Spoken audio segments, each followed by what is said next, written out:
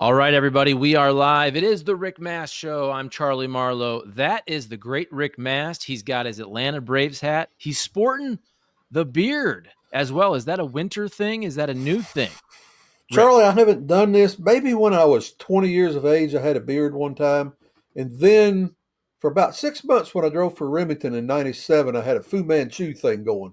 And other than that, and what happened, I went like 3 or 4 days showering and I didn't have a razor, right? I lost Mm-hmm. my razor, it got thrown away. And I had this little gruff growing, right? And I'm like, maybe I'll just let it grow out a little bit. But I don't know how much longer this is going to take. I'm not sure they'll like it, you know. Man, if you talk, you get food hung in your whiskers, and you blow your nose, and things, they're just not clean like I think they should be. But I don't know. We'll see how it goes. Well, it looks good. It usually comes down to what the missus thinks. For example, my wife loves the fact that I have this, whatever you want to call it. It's not really a beard, but it's something, but she likes it. So that's why I keep it. Well, so far that's what's going on. I think my bride likes it. My children do not like it, but my bride likes it. So we'll hang on to it here for a little bit. All right, let's get right to it, buddy, because NASCAR season is upon us. We had the clash on Sunday, really all weekend long. Saturday, you had the heat races and all that. I thought it was fantastic. I'll give my thoughts also, but it's your show, buddy. What'd you think of the clash at Bowman Gray Man, Stadium? man, oh man. When they first announced it, everybody liked it because of being at Bowman Gray, but then everybody thought, well, it's going to be like the Coliseum. Well, guess what? It wasn't like the Coliseum. It was like friggin' Madhouse, right? It was like the modified stuff that everybody's used to watching down there, and you know, it just it was just it's just you think it's the same size, but it's really not. The guys had more room. I'm comparing it to the Coliseum. They had more room to do stuff and maneuver, and we actually saw a couple guys pass on the outside, which you just cannot do there. But it's the same kind of deal in any short track. You get under somebody if you can just get an inch under them in the center of the turn and squeeze a little bit and bump a little bit. You can make a pass and make things happen. And that's what a lot of the guys did. The thing, I tell you, Charlie, the thing that really got me about this whole deal was the excitement from the competitors, right? And I want to dive into that a little bit because I want to give you a story. Uh, I I know a championship driver that's out there right now that had a conversation with one of my drivers not very long ago.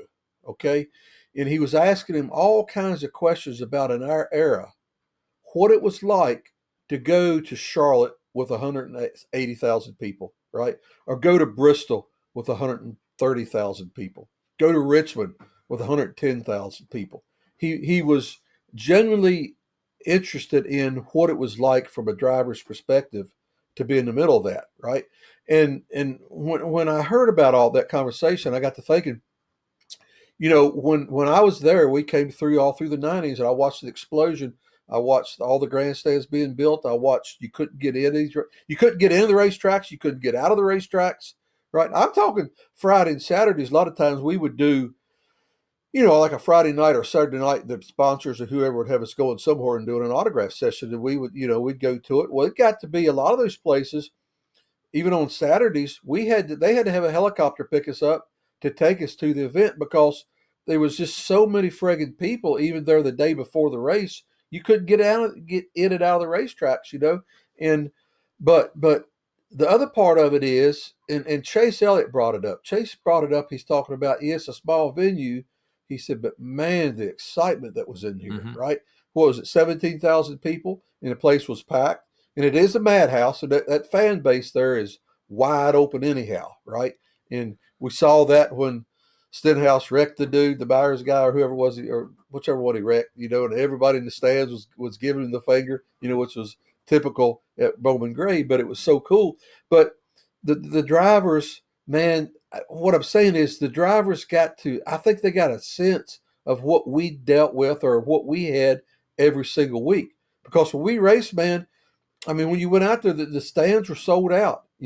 They couldn't build the stands quick enough.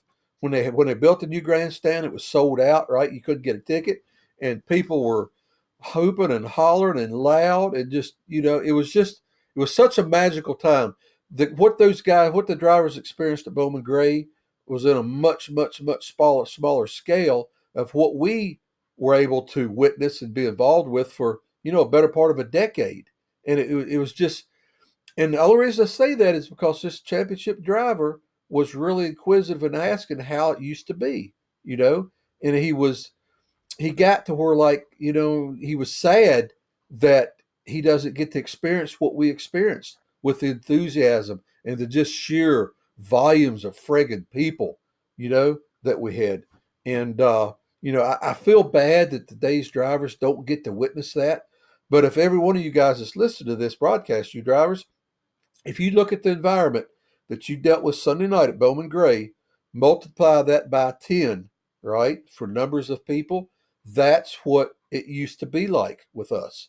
And, times have changed and everything's worked around. We got TV now. We got all the different marketing and everything, and the sport's going along just great. But, I just, it was really strange, Charlie, that a driver from today's era would be so inquisitive about how it used to be, and then be kind of sad that he wasn't, he didn't get to experience that. Does that make sense? It does to me. Absolutely. And I was surprised, I'd heard of Bowman Gray, but then as you start to research a little bit, you start to watch the coverage. For me, I was watching all the driver media availabilities on Saturday. I was surprised they hadn't raced there since 1971. I thought it was not as long ago that the Cup Series was there. So, I mean, we're talking about, hell, what, over 50 years. Had you ever raced at Bowman Gray coming up in any type of series in your career? No? No, no, never did. I was only there one time. I think when I visited Richard Childress's compound a few years ago, I dropped by there and just looked at the place because I'd never attended an event. And then when they made the TV series of it, the Madhouse, that Mhm. kind of got sparked my interest. Like, well, I need to go down and watch one of those races, and I never did. But you could see from the Madhouse series, and you could see Saturday and Sunday's telecast when he showed the fans in the stands and what was going on. Hell, the people never sat down, Charlie. They stood up for the friggin'. We went to a friggin' Cole Swindell. Yeah, I believe it was a Cole Swindell concert 2 or 3 weeks Uh-huh. ago. And friggin' people kept standing and standing and standing. I had good seats. And I'm like, man, I'm old. Somebody sit down. It was like halfway through the concert before the people start sitting down, right? I'm like, damn, don't do this. Well, they stood up all night at Bowman Gray. 200 laps, dude. The people were standing up. They never sat down, right? That's excitement. That's somebody's wanting to see what's happening.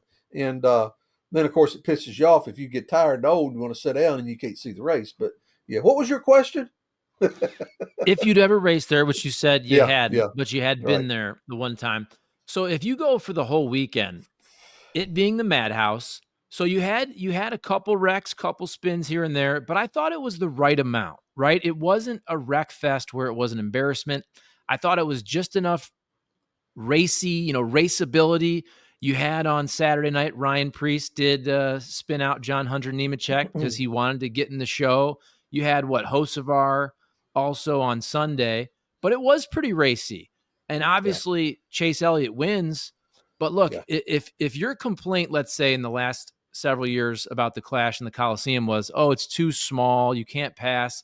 I mean, Ryan Blaney went from dead last, yeah, 23rd, to yeah, second, and yeah, he had one of the better quotes on Sunday. He said, look, I probably could have just bulldozed Chase Elliott, but I don't want to leave this place with the pitchforks coming out, knowing all the Chase Elliott fans are going to be mad at me. So, I mean, look, he was respectful there, but he passed freaking, 21 cars, whatever it was. So you could pass. yeah. And I think it was what, 6 cautions Sunday night, 7 with the halfway break. I think I'm right Mm-hmm. about that number. Now, if you start out Saturday night watching the heat races, you like the very first heat race. I'm like, man, we're going to be 3 o'clock in the freaking morning getting all these races over with. But they got all those wrecks out of the way. It seemed like in the first heat race, a lot of that stuff stopped then. And then by the time we got to Sunday's race, man, it was just it was a perfect deal. I mean, there's a reason, Charlie. There's a reason that Bowman Gray Stadium packs those grandstands all through the spring and summer with the regional shows, the modified Mm-hmm. shows, and the other series that runs there. There's a reason for that. You know what I mean? And the reason is the competition. The guys trying to get by each other. They get mad. They finally move somebody out of the way, and then they start fighting. Well, I don't think it's so much the fighting. I think it's the actual competition. The track. the track just lends itself to that type of environment and that type of excitement. It's kind of like the old Southside Speedway in Richmond. Real reminiscent of that racetrack. That racetrack, real reminiscent of Bowman Gray, and they're working hard to try to get that track back open. As we speak. But there, yeah, it's 17,000 people, right? That's not a big number for Cup, but if you had if that was a Coliseum seating, you're right. If you had 80,000 seats, you would probably, maybe not this time, but next year it would probably sell out. It would probably sell that thing out just because of the excitement that race produced for everybody watching it. And if you just, yeah, it's short. It's what was it, 63 miles an hour, I think, average lap speed, which means you're running 80 before you stop in the quarters, Mhm. and it's not fast for Cup cars, but it's still racing. It's the core being of what we do, man. Everybody that is racing at Daytona next week, all those guys started out somewhere on these little tiny bull rings. And that's where you learn your trade as a driver. That's where you learn your craft, man, and master yourself. And then when you go on out and make it big time, then when you come back to one of these deals, your skill level has just improved so much, and it's just a fun deal for all the drivers. And thankfully, thank God that it worked out for NASCAR and the fans. Because this whole deal is about the fans, man. You know it, Charlie. It's about the fans. The drivers don't do anything any different. I mean, when the green flag drops, they're running just as hard as they can. You're running on that edge of that envelope without wrecking or spinning out or losing control. Whether you be at Bowman Gray or Talladega, it's all the same. Yeah, and you talked about the 17,000 fans. To me, it's not just about the total number, right? It presented well. I wasn't there, but it looked good on TV. And I also think sometimes that more intimate atmosphere, a packed standing room crowd of 17,000, to me on TV especially, looks better than half full grandstands if there's Yeah, only, let's say, not only, let's say there's yeah, 30,000 people at a race, but there's a right, bunch of empty grandstand seats, right? It right, looked cool yeah, on TV. It looked throwback, retro, classic, old school, whatever word you want to use. I also think just the fact that it was cold added yeah, to yeah, making it look cool. You saw Noah Gragson with his camouflage. You saw Denny Hamlin there bundled up. It just seemed like a really cool throwback and a different, I think NASCAR is going for different. And sometimes different isn't always better, but in this right, case I think it was. It was a unique look. I yeah, mean, the weather, the bands on the field before the game, it was just a cool, distinct event, which I think was yeah. NASCAR's goal. And it was a great event. Yeah, I mean, we saw the shot of Denny Hamlin with some drivers sitting on the grass, outside of the track, watching the heat races and all that. And that's what we used to do, man. You'd be at a racetrack and you'd be running heat races. You'd go up to pit wall or the wall and stand there against the wall watching the race as a driver. And if you go to a lot of these shows now, the dirt tracks and all, they do the same thing. And you're sitting up there, and if it's hot, maybe you drink a beer. If it's cold, you're snuggled up, and it makes for an exciting spirits for the drivers, and it turns out for the fans. I got a couple buddies of mine who went down there, and they were telling me about the whole experience. And he said they ended up leaving not too far past halfway of the race because his buddy had nothing on but a t-shirt. And my buddy was telling him, man, it's gonna get cold tonight. You need to take a coat in there. No, I don't need no coat. Well, the poor guy sat there and shivered and shaked and shook, and he about froze. He said they finally had to leave halfway past the halfway point, like three-quarters of the way through the race. They had to leave, and I said, "Well, did you ever sit down?" He said, "Sit down." I said, "Yeah." I said, "During the race, it looked like a lot of people were standing." He thought for a minute, and he says, "No, we stood up the whole time." I said, "You didn't think about that sitting down?" He said, and he looked around a little bit. And he said, "No, never thought about sitting down. Hell, everybody's standing up. Everybody stand up, hooping and hollered. You couldn't. If you sat down, you couldn't see anything. But I never even once got tired." He said, and he's got gout in his foot, Mm. right? So his foot hurts a lot. He said, "Now once I got to the car, it dawned on me I really screwed up tonight because I've been standing for this whole friggin' event." He said, "But when we were in there, we never thought about sitting down. You know what I mean? And like with me at a concert, I think about sitting down when them bastards are in front of me blocking my view, right?" So, that's just one guy, his experience of what he felt there. You stood the whole time and didn't know, you didn't know you weren't sitting down. And I think all those optics, like to your point, all those optics came through on TV, right? Place was packed. People were, hooping and hollering and cussing and giving the finger. Dude, it's like that time I went to Charlotte in the middle of all that deal when you had stands all the way around there. And, well, maybe they hadn't built up then, but it was packed. It was during the Bodine Earnhardt feud days, right? And I rode a pace lap around. I rode a pace lap around Charlotte on a convertible before the race, pre-race, with Jeff Bodine. I must have qualified beside him. Let me tell you something. When I came back in, I went straight to Dick Beatty. And I said, Dick, here's the deal. Anytime in the future we have pre-race parade laps and I qualify beside Jeff Bodine, you're going to start me in the rear. He says, why? I said, I am not going to do that again. He said, what do you mean? I said, dude, I ended up down in the front seat, barreled down. They were throwing stuff over the stands at Bodine, right? I'm talking chicken bones and beer cans and bottles. This stuff was coming out of the friggin' grandstands at us, right? And because they were all, of course, Earnhardt fans. They hated Bodine at the time, and it was the craziest times, man. They did that at Talladega on the backstretch after the race. But either Jeff Gordon or Jimmy Johnson one time after the race littered the whole racetrack with that stuff.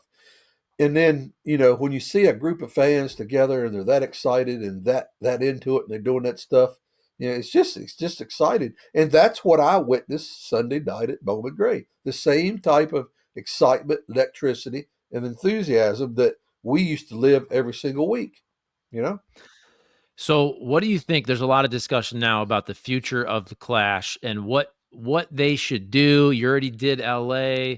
You could go back to Daytona. I like the idea of just kind of sprinkling around some of these old school short tracks. And if you have a different track, they already did this with North Wilkesboro, obviously with the All-Star race. But let's say there's an underperforming track that has some historical power within racing.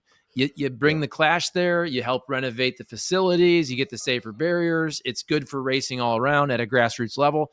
I don't know. I think that's kind of the way to go. Maybe you have 3, 4, 5 tracks, shorter tracks like Bowman Gray, and you kind of rotate them like that. What do you think? Yeah, but we've heard that. A lot of people have talked about that this week, Charlie. And I've seen it written. I've seen people talking about it. I think it's a great idea, right? It's a great idea. Bowman Gray has made its case to bring it back, right? It's made its case. You need to bring it back here. And I totally understand if they go back and do that. The other side of that, and a lot of people voicing this out there, you could go to a track that's struggling, man. I mean, golly, any of them, go in there and spend the money and spruce it up like that, put those lights in there, right? Get it all spruced up. The downside, Charlie, is we're talking 17,000 seating capacity at Bowman Gray. Not very, very few of the tracks that we talk about have that capability. I mean, you're Mm-hmm. talking 7, 8, 9, maybe a couple of them with a capability of holding 10,000 if you put Yeah. temporary bleachers up. There's where the rub comes in, right? That's really, honestly, Charlie, that's the only negative to this thing that I could see. Now, the infrastructure and all that, well, it's already there for however many seats they got. But if you could do that once a year, go to South Boston, go to Hickory, go wherever, right? Anywhere across the country, really, that a track that's been there a long time has got longevity, it's run properly, it's got good promoters, it's got a little bit of a future. You go in there and you spend the money and do the stuff to get for that one race, and then that'll carry that track for decades, right? The stuff they were talking about Bowman Gray now, it's ready for the next 50 years, okay? And I think it's a great idea. It's just, it comes down to the number of people in the stands. You don't want to go to a racetrack and they got one set of grandstands on the front straightaway and they're packed for that race. That's fine. But the TV catches 3/4 of the racetrack or half the racetrack empty with no people. You didn't get that sense at Bowman Gray. You got the sense of all the way around there, even though it wasn't in 3 and 4, but the rest of it was so full and packed. That would be the only thing that I would, and then you could go in and spend the money, put up grandstands, man. Do temporary grandstands, put up a few thousand. You could do that. But along Mm-hmm. with that comes the infrastructure, have an infrastructure to be able to handle the traffic flow and toilets. Like Humpy Wheeler used to say, 3 T's: traffic, tickets, and toilets, right?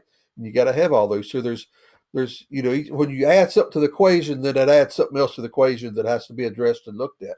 But I think on its premise, I think it's a great idea. Each year go somewhere different, and in 10 years, man, you fixed up 10 tracks. Because listen, dude, they can say what they want to say and do what they want to do.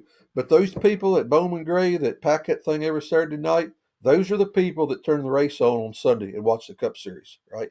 It was that way back in my day. I got all kinds of proof of my earplugs. I got all kinds of proof of these things happening. You excite the Saturday night local racetrack fan with Winston Cup presents, or no, I'm sorry, Cup presents. I say Winston Cup because that's what we used to do. We would excite the Saturday night race fans with our presence, being there for autographs or running an exhibition race or whatever. Those people would then turn around and turn in on Sunday and watch the race. You know, you take all those racetracks away, or a bunch of them away, which has been happening. We've lost so many short tracks in our country. You lose that. You lose that possible viewer that's going to watch your race on Sunday, watch that commercial, and buy that beer that's advertising, right? So it's a big gosh, it's a big deal. It's a giant situation that encompasses so many things that we used to have that we don't have now. And I think something like this could help that. Yeah. And maybe I'm biased, we're biased. You obviously made your career in NASCAR. I now am essentially a full-time NASCAR content creator. So my living is based on NASCAR. So I think I'm more excited just when the season starts, but it does feel like there's more positivity this year coming off the Clash being very successful. Everybody takes a week off for the Super Bowl. Of course, you have the Daytona 500 after that. But I don't know. I'm just, and we'll get to a couple not so great storylines in a second. But I don't know. I think things are pretty good for NASCAR right now. You're in year 4 of the next gen car. They're figuring that out. I feel like they tinker and get better with that every single year. I know there's a lot of discussion about the playoff format, and they're not going to change it this year, but it does draw interest in the sport, even if some old school fans don't necessarily love it. The lawsuit thing, which I think was the big story of the offseason, I don't really see that hanging over the season, right? I think even Denny Hamlin, everybody involved, I mean, there was a lot of storylines around the NASCAR lawsuit during the winter, but I think they even realized it's probably not great for the sport during season to focus on that. So I don't know. I'm seeing a lot of positivity. What do you think? Yeah, you're exactly right. The lawsuit thing is a good example, right? It came out, right at our championship week or whatever's Mm-hmm. going on. It kind of took away some of the headlines from our championship week, I felt like, and then we went through it there a little bit in December. But now I think it's just one of those deals where you know, all right, they got the lawsuit going on, no big deal, right? It's just something over here on the side going on. I agree 100%. I don't think it's going to bring any negativity to us right now because it's an older story, and everybody likes the 24-hour bait clip right now, Charlie, and I, everything else that's going on, we don't we they started out social media started out early Saturday with the heat races, raising Mm-hmm. hell about why are we running here, right? By the time Sunday night, 95% of that negativity went away, right? Because the guys put on a heck of a show and everybody's excited and liked it. So that's kind of what we're built. That's the momentum we're going to be carrying into Daytona next week. And it'll carry through. If we go down there and we don't have any major problems. We have a good, exciting race, which we always do at Daytona. I think they've got tons of momentum on their side right now. I mean, the so many of our storylines are gone, and for so long it's been about this race car, right? This new car. Well, you can't keep beating the dead horse. The guys keep dragging on that. It is what it is. We got it, and everybody's happy about it now, or maybe not happy, but they've got what they've got. You know, and I'm gonna tell you something else. People can like this or not like it, but Chase Elliott dominating that race and winning that race is big. It's big for this sport, right? Chase Elliott needs to be a dominant winner this year, right? It's just like when we had Dale Jr. still running with us, right? Dale Jr. The sport needed him to be a champion at some point, right? Be a dominant driver, just because he's the most popular driver. And what he does, just like Chase today, what he does drives TV ratings. I mean, people might not like it or might agree or not agree, but I'm telling you, he drives TV ratings. And for him to dominate that race and win the way he did, that that that bodes well for momentum for everything else that goes on. Yeah, Kenny Wallace and I were talking about this on Sunday night. We did a live stream right after the race, and we were discussing just the superstars or lack thereof in NASCAR. And he said, I believe that he thinks Denny Hamlin is the only real superstar. And I'm just thinking, if you're thinking off the top of your head, the big names, Denny Hamlin, Kyle Larson, you mentioned Chase Elliott. I don't know though. And I mean, obviously Ryan Blaney is a great driver. I don't know if any of the current crop of NASCAR drivers have that Q rating beyond NASCAR racing fans, even to the casual sports fans. I think that's what NASCAR has to work on marketing wise. And they obviously know that. But I bring that up because it is kind of a big story that Ross Chastain is going to be in a Super Bowl commercial, right? And for a lot of people, whatever the number for the Super Bowl, 100 million, however many people watch it. I mean, it is important for some of the big NASCAR names to kind of be out there more on a national stage. Like when I was growing up in the 90s, you'd see Dale Earnhardt, Jeff Gordon, you would see Dale Earnhardt Jr. later on when I was in my teens. And I think we need more of that in NASCAR. So it's a good step that Ross Chastain is going to be in a Super Bowl commercial. Yeah, and I don't know. I mean, this is a whole different area, Charlie, we're talking about. But it's been one of my deals for a good while, and I've spoken to NASCAR over the years about this. Is heroes? You could call it whatever you want to call it, but to me, it's called heroes, right? Mm-hmm. Dude, and I hate keep going back to my time because my No, time do it. a lot of People love a it. lot of it a lot of my time wasn't that great, but there were great periods in my time and great things that happened. And one of the great things that happened that was going on in my time, these guys I were racing against, they were friggin' American heroes, right? They're like a part of Americana. Our average race fan, they could they could identify with Dale Earnhardt, right? They could identify with a Harry Gant. They could identify with these guys. And then somebody like Jeff Gordon comes along, a different guy that a lot of their race fans couldn't identify with, but he brought a whole contingent of younger race fans that they could identify with, right? Then you had the good, the bad, the ugly, the evil, and all that, right? With the feuds and the racing. But Rusty Wall, I mean, so many of these guys. Hell, they were my heroes, Charlie, and I was trying to kick their ass every week, right? And I'm like, which was a pretty weird phenomenon. But somehow or for some reason, we're not perceiving these guys as heroes, right? The closest you're going to get is the names you just said, Chase, and hell, who'd you just say? Denny Hamlin, Larson, Denny. and Larson. Larson so much because he races all over the country all the time. He picks Yeah. up he picks up all these Saturday night bullring race fans all the time. These people love Kyle Larson, and hell, my wife has bitched the other day. I really like Kyle Larson.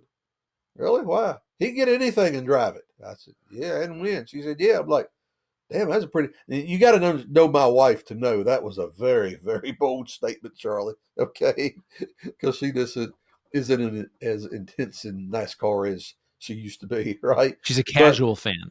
yeah, casual fan, you might say. But man, it's just like, and I don't know what we do to get the hero status back. I don't know. I know. Golly, we go off on this stuff when the great Ken Squire, dude. When Ken Squire used to do TV, when that race was going on, you absolutely felt that those guys you were watching in those race cars were modern day gladiators. Just damn life, damn everything. I'm going to win this race or die trying. And Ken Squire made you feel like that, right? Barney Hall did it on radio. He did the same thing on radio. You know, I don't know if it's some of that we could add to it. Maybe drivers, you know, expressing their own personality. Listen, dude, I know a lot of these guys. Well, a lot of them I don't know, but some of them I do know. And what you see on TV is maybe not exactly what they really are, but they're so buttoned up.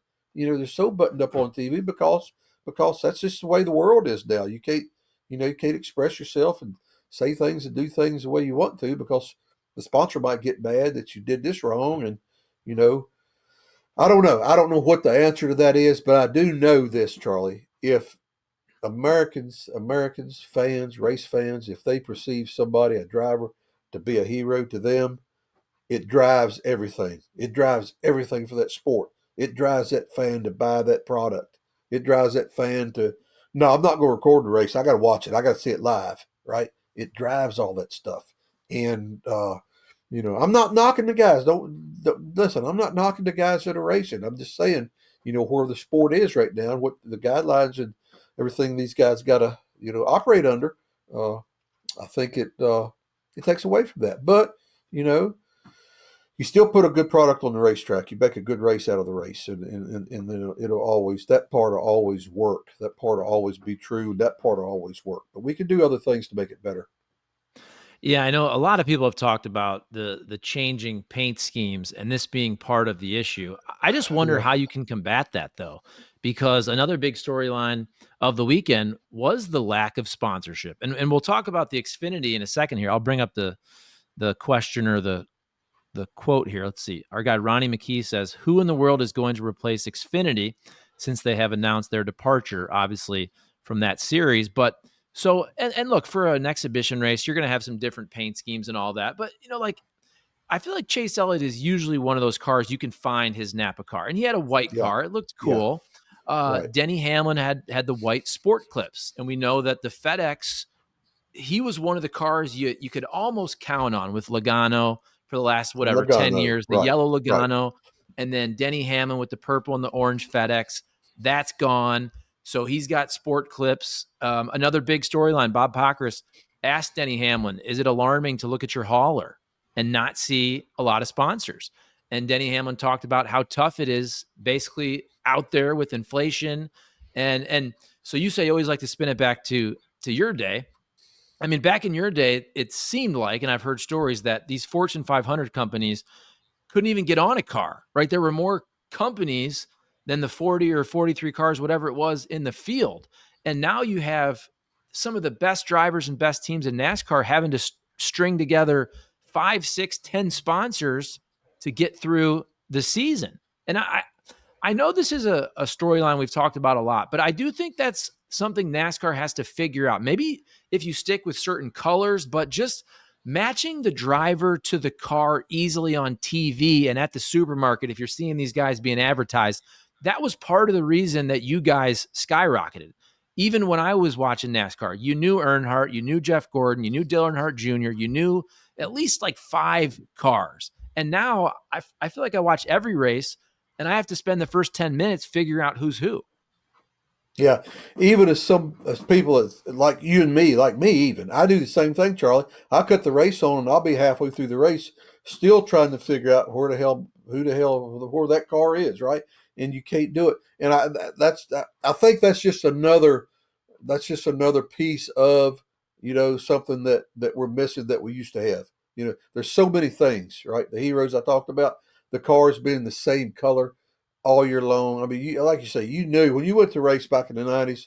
I don't care who you were, if I was a fan, even casual fans, they already seen that car. They know who that car is, right? The Kellogg's car, Terry Labonte. It's all like that, and it kind of goes back a little bit to what my buddy Mark Martin fusses about. He wants the numbers moved back to the door, right? My old poor Mark, he hates those numbers moved to the front, Yes, he and he does. expresses himself all the time about that, and I get it. There's my thing falling out again. But anyhow, I think that's just another little part of the equation that we're missing. The problem is, Charlie, what do? You assign a team a paint scheme for the year, and then you can put on whatever sponsor you want. That won't work. It's the Mm-hmm. car has got to represent totally the company. So it's a trade off there. I mean, and yeah, the money's not there like it was. So we were there, man, in the '90s. Golly bum, and that's what we had one other podcast. That's what really all the sponsors we had is what created today's charter system, right? It was preluded by the provisionals, and the provisionals come along because we, instead of having 30 corporate 500 sponsored cars, we had 45 that were sponsored. And that meant 2 or 3 were going to go home each week. So the corporate sponsor, big sponsors, would miss the race. And that wasn't good. That wasn't good for our sport. But that was a whole different era. Different era, different thing. We're in a whole different deal right now. And, I don't know what they do about that. I'm glad that there's some parts of NASCAR that I would love to work for and take a paycheck from them right now. But there are other parts of NASCAR that I wouldn't. They just couldn't pay me to do some of the things that has to be done, right? Yeah. So like what are you talking about? What are the big challenges you think? The ones that you wouldn't want to do? Trying to figure out how to make a driver, how can I make this driver a hero? How can Mhm. he, or at least be perceived as a hero to the average fan? How can I do that and still keep the corporate image that this sponsor wants this guy to project, right? How the hell do you do that? I don't know how you do that. I just don't know. That's a thing that it's almost got to happen naturally. In which it did. It was very natural the way it happened in our day. But again, it's a different time. It's a different era. This world's different right now. It's just a different deal. All we can do really is from the competition side, try to keep these cars as close as we can keep them, right? And then let the chips fall where they may. And then what do you think about the Xfinity series and the naming? I think it's kind of interesting because and you mentioned it earlier. You said Winston Cup. And when I was growing up, it was always Winston Cup. And then it went through the cell phone era, whatever it was, Nextel and Sprint Cup and Right. all that. And then you had the Busch series. It became nationwide, now Xfinity. I feel like trucks is always just kind of called trucks. It's the Craftsman truck series. But I do think it's kind of funny because now NASCAR has kind of switched the sponsorship. So they have those core sponsors. So now it's just Cup. Everybody kind of calls trucks trucks. Mm-hmm. Xfinity is the one that probably needs Yeah. some branding. And the Yeah. the one that comes to my head first is like, well, Bush should sponsor it. We should bring it back. It should be the Bush series because that's what everybody calls it anyway. But I'm thinking if I'm AB, why would you spend money? They call it Bush Right. series anyway. It's not the Bush Right. series. It hasn't been the Bush series in how many years? 20 years, whatever it is. But At people least. like Yeah. they already have the branding from years back because people still call it the Bush series. Hell, I do. I still, in my everyday life, I said, who won the Busch Series race yesterday, right? Mm-hmm. I do that. I find myself saying Xfinity Series more and more, but it's still the Busch Series. But yeah, losing that one, that's just another. I don't know, man. Charlie, dude, I remember maybe I've talked about this before, but maybe not. I was a teenager down in Asheville, North Carolina. And I think I was in Bosco Lowe's shop. Jack Ingham and Butch Lindley were in there. Jack Ingham and Butch Lindley were the winningest late model drivers going at that time. That was right before the Busch Series started. Those guys kicked everybody's butt every week. Both of them had full tire deals, right? They both had sponsors on the car. And I remember they're sitting there talking. And I mean, they were the elite of late model at that time. And I remember them talking about, they're having trouble with sponsors. They couldn't keep up. They couldn't get the money. They couldn't get NASCAR to help them. If they tried to help them, NASCAR would take their sponsor and just on and on and on and on and on. And finally, I'll never forget Butch Lindley said, it wouldn't surprise me. We could go to Daytona in 2 or 3 years. That whole thing just be a big marshland, right? And I took that to heart because I was just a Mm-hmm. teenager, wide-eyed teenager, who wanted to race for a living, right? Or I wanted to race. And I'm like, damn, this racing could go away, right? Charlie, here we are 50, 60 years later. It's the same friggin' conversations, right? We don't have money enough to race. We have trouble getting sponsors, on and on and on and on and on. The only thing I ever seen change, the numbers got bigger, right? Just more zeros added on to everything. Now, we went through all that in the 90s and 2000s, and, now we're back to square one, you might say, in some of the areas about this money thing. But, you know, that was all the deal about the new car. The new car is going to be a lot cheaper, and the way we're doing things a lot cheaper for the teams. Well, everybody's still struggling. The biggest thing that's happened is right now, and me and Mark talked about this. Mark Martin on the phone is the drivers' salaries. You know what I mean? The drivers' salaries they do not make. They just don't make what guys we used to make when we came through, right? Because the money's not there. Now I'm sure somebody like Kyle Busch, Denny Hamlin, they're locked in, right? Grandfather did, but so many of the other younger guys coming along, they don't. It's just a different if you look at if you can't compare us to other sports in so many things, apples to oranges. That NFL athlete, MLB, NBA athletes, what they get paid. Drivers don't get paid what those dudes do, right? Now we were headed that way at one time, a decade two ago, but it's not that way right now. And everybody suffered a little bit because of the money thing, but the show must go on. And whatever series we're going to call it, I just soon call it, hell, I call it BGN. That's Busch Grand National. Just call it BGN series. All right. Sponsored by Longhorn Steakhouse. I don't know. You know what I mean? They'll have somebody. They'll have somebody to replace Xfinity, maybe at a smaller value or different value or whatever. But it'll be something. They'll come up with something. So our guy Pulsar Lights here, Pulsar Lights says, let's see. I still like the way it used to be. The Clash at Daytona, the weekend before the Daytona 500, the fans and the team could spend the entire first week at Daytona. And we talked about this earlier, but I do think that's interesting in terms of the rotation. I would include Daytona in that rotation of some of the other short tracks also. I think Kevin Harvick has talked about this for years. You need to make everything an event. And if it's at Daytona every single year, it does, in my opinion, maybe other people disagree, but it loses its luster a little bit. But if you don't have it there for a long time, people start to miss it. And to me, it's like the Super Bowl. The Super Bowl, I know now it seems like the NFL, they basically reward you. If you build a new stadium, they give you a Super Bowl. So we're seeing cold weather cities getting Super Bowls. But for a while, it was like New Orleans, Miami, Phoenix, LA, whatever it is. There was 4 or 5 markets where the Super Bowl was there a lot. And I think that's how NASCAR should probably look at the Clash. Have it at Daytona every 5 years, and then people get it, but then they miss it and they want to come back, and it doesn't become kind of like old hat. Yeah.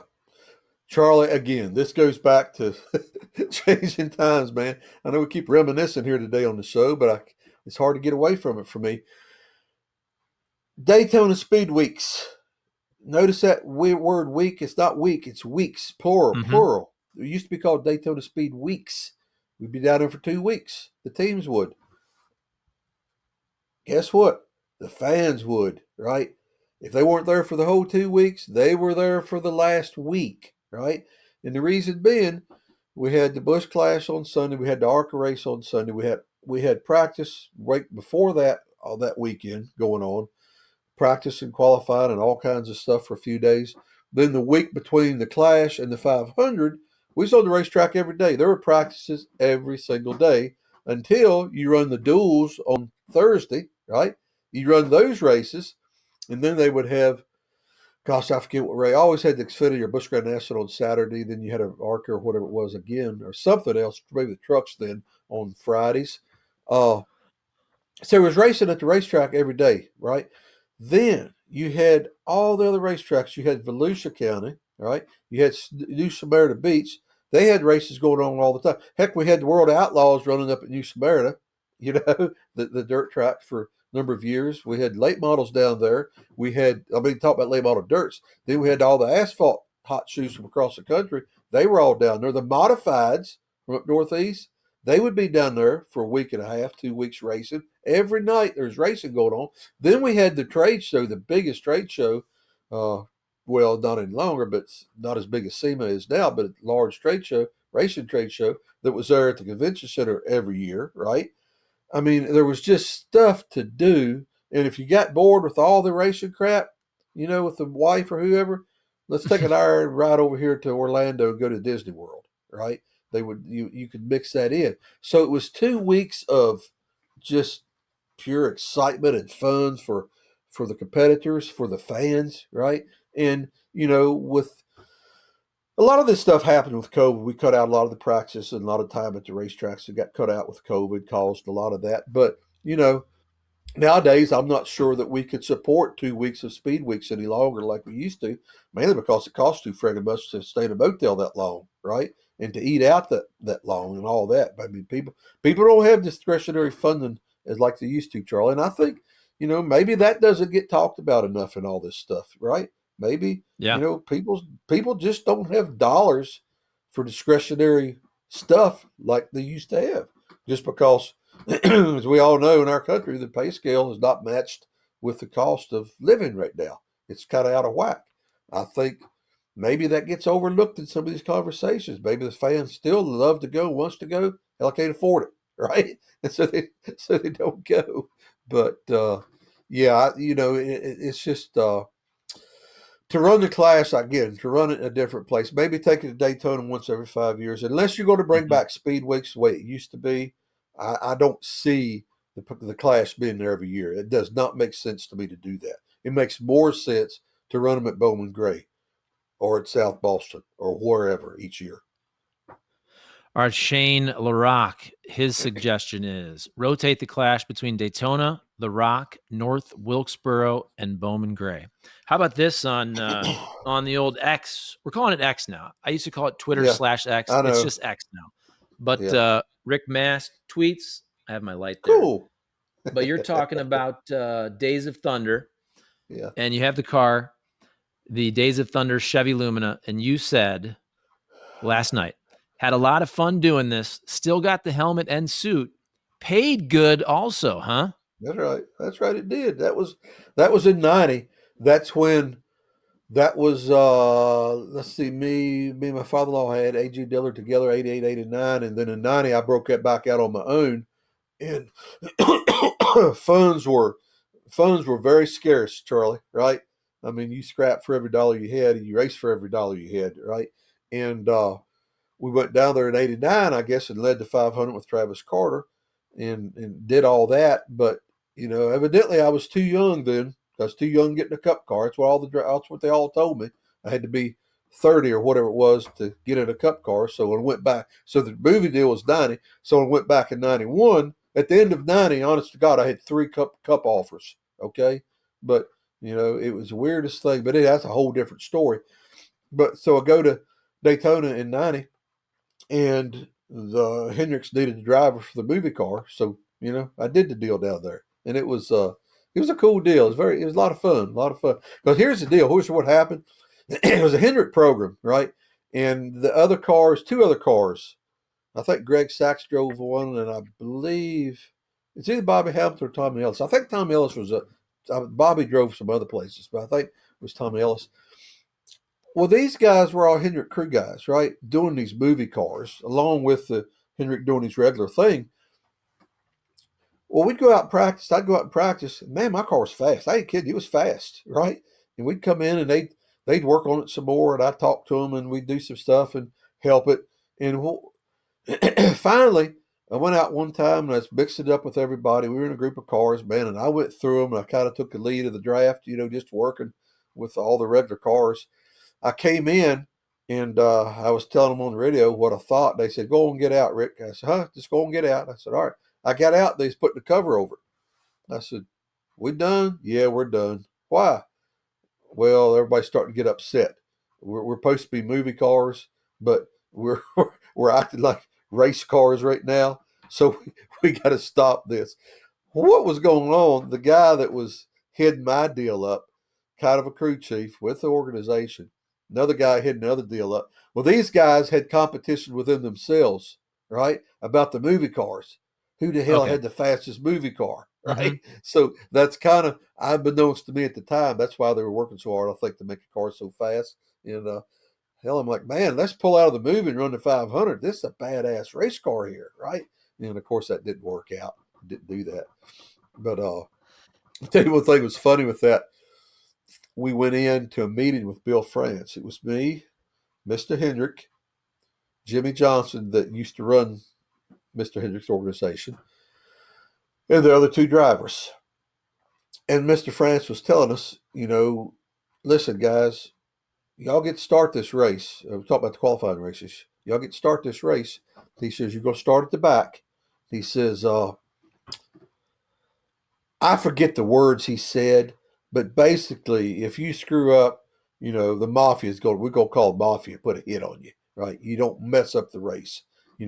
He was very concerned that he was letting cars start the race without going through the qualifying procedure, right? Mm. Now, all the three of these cars could have qualified and got into the qualifying races easily. The speed they had, But because they were movie cars, we didn't do all that.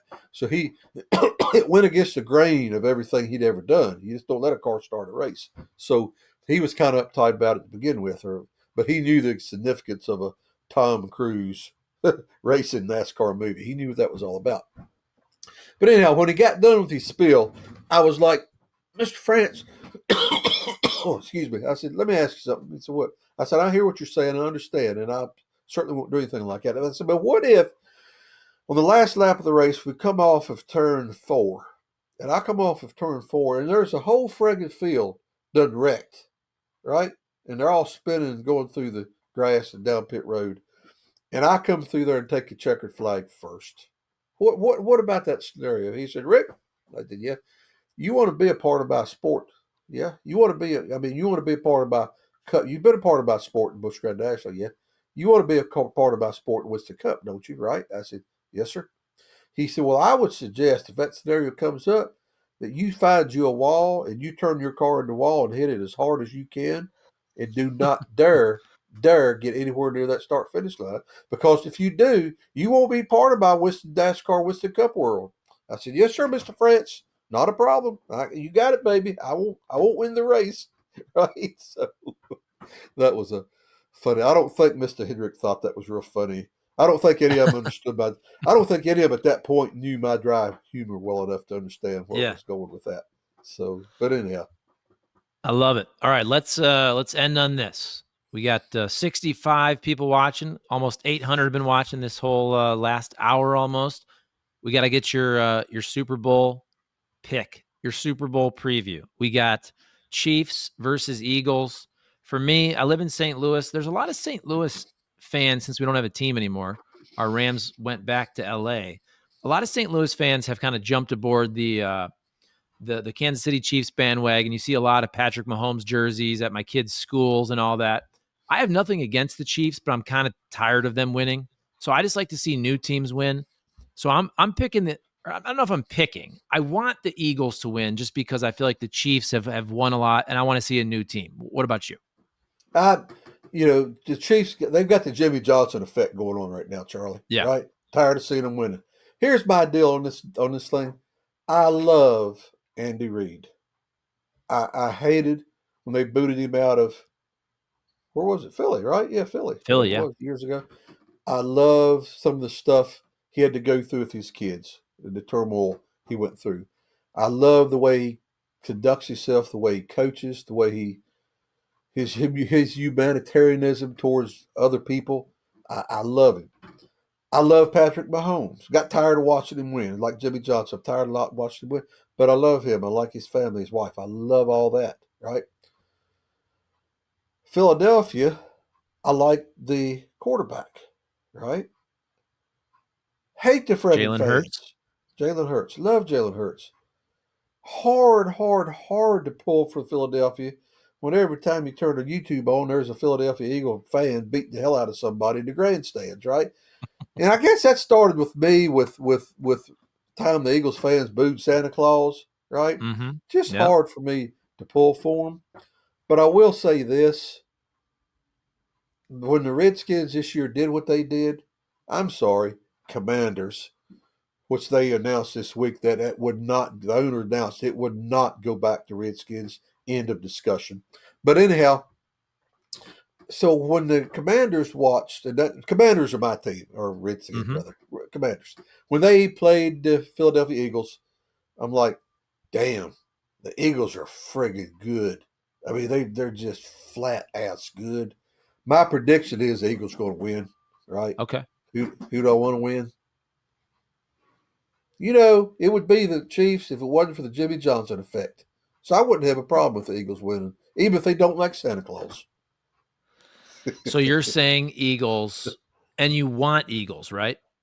Yeah. Okay. See, I want Eagles, but I just feel like, I mean, the Eagles as a team, they have a really good team. And now so does KC.